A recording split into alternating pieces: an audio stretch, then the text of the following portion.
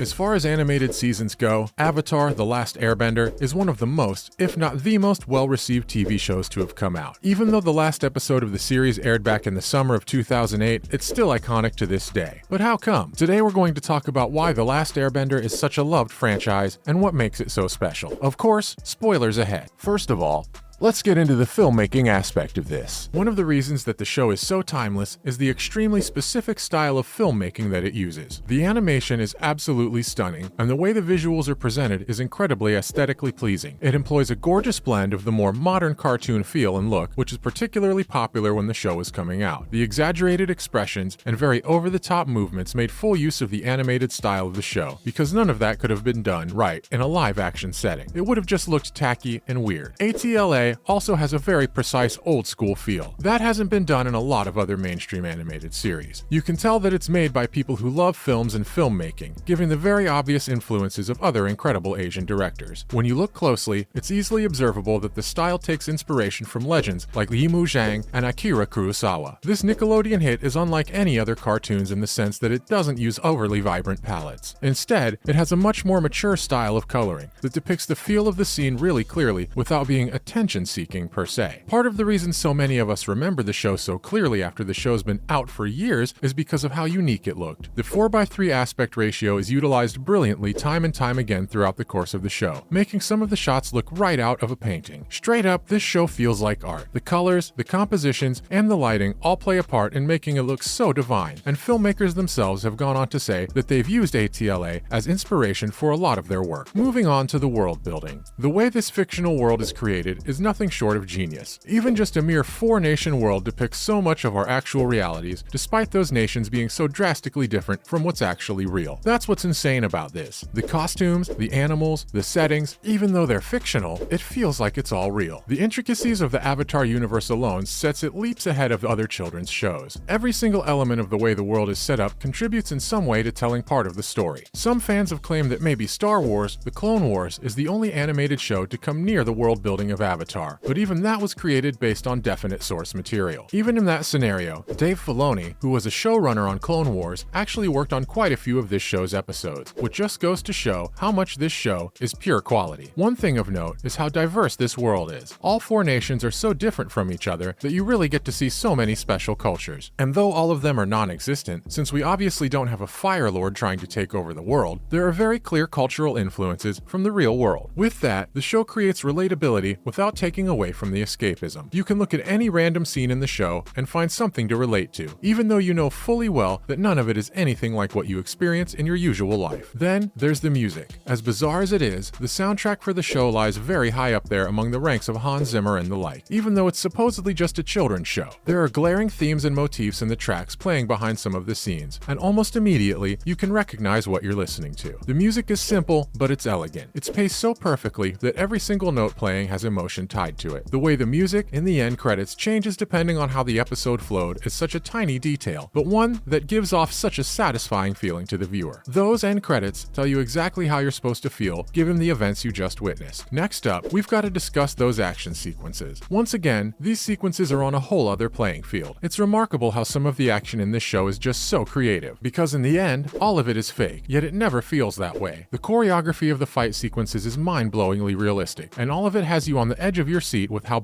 it is. The idea of bending the 4 elements was awesome enough to begin with, but even that idea was explored in such great depth that the show ended up taking a lot of different routes that the viewer never expects in the beginning. For example, the waterbenders were initially the more obvious good side as compared to the firebenders' evil side, but then Katara uses the power of the moon to even bloodbend, which is kinda twisted, but it showed that even the good weren't always good. Then you have Toph, who's literally a blind earthbender, but then she goes on to discover sand bending and even develops metal bending using her connection to the earth. If there's any way to put it, it's that all this is just so cool. Even though bending was all completely unrealistic, some of the bending sequences heavily reference some popular martial arts moves from Chinese cinema. And then you have that epic final Agni Kai scene at the end. Honestly, we don't even have the words to describe how that one scene was basically poetry. Now, let's move on to the story. After all, these are what any show boils down to in the end. But man, oh man, The Last Airbender somehow kills it with every single character character and plotline. The series takes its time building up and doesn't overdo it with fast-paced stories. Instead, the show maintains a much more relaxed pace, to the point where you feel immersed in every character's story. At the same time though, there's still always a feeling of urgency, which never allows you to forget the end goal, which is for Aang to defeat Ozai. Somehow, this show does a magnificent job at striking the right balance between story-driven and character-driven episodes. The story-driven episodes tend to remind you of the tension and the weight of all the actions taken, so when the show comes to an end, you know exactly why everything is such a big deal. When Zuko and Azula duel in the last episode, with every single movement of their hands, you can feel the emotion. The characters never have to explain why they're doing what they're doing. You just know the motivation behind it all, because the character-driven episode, like Tales of Ba Sing Se and Zuko alone, have already established them so well. Finally, we've got to discuss the characters. Saying these are the best characters ever written might not be an overstatement at all. Every single one of them has such intricate emotional and intellectual depth and adds something to the story that it's genuinely mind-blowing. Aang's optimistic approach and his acknowledgement of his own shortcomings make him a terrific protagonist that you don't find too difficult to root for. Katara is one of those characters that often gets a little hate for not being as great as the others, but really, without her, the show wouldn't have a rock that keeps the other characters grounded. Sokka is the perfect comedic relief, but it's obvious he's so much more than that. He's also going through his own story, and he has to be the one who faces life a bit differently because unlike the rest of the group, he doesn't have any powers. Toph is an absolute top-tier character, with some of the coolest powers in any story ever. Without trying to, you immediately fall in love with her story. You see her fall short sometimes and see her rise back up, so she never deals with the losses of her past mistakes ever again. We all know how great Zuko is. He's the perfect anti-hero, and his redemption arc is so well-paced that we could write essays about it. If you watched the show and didn't love him by the end, did you even watch the show? The funny thing though, is how not a few, but all of the characters have immense depth. Azula, Uncle Iroh, Suki, or even the Cabbage Merchant could get spin-offs about them because they're more enthralling to watch than so many protagonists on an average show. Even the animals, such as Appa and Momo, have so much emotion attached to them that they were vital to the show. That's a wrap for this video. What do you think makes The Last Airbender special? Let us know in the comments below. Make sure to give this video a thumbs up and subscribe to our channel for more videos like this. See you in the next one.